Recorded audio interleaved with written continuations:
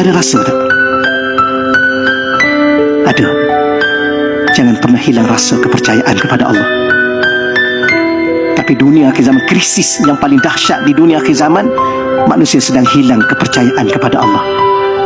Betul? Betul lah. Tak apalah, tak berjalan ya. Masa dah habis dah ni. Macam tak nak berhenti.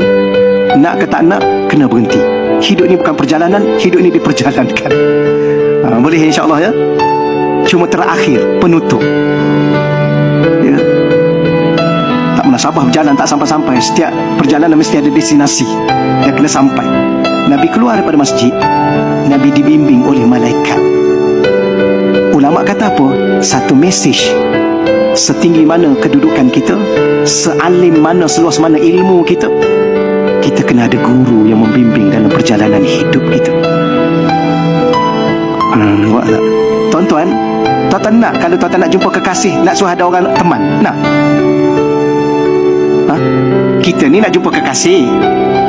Nabi ni nak jumpa kekasih teragung Allah. Nabi tu kekasih Allah. Dia dalam perjalanan bertemu dengan Allah sebagai kekasih.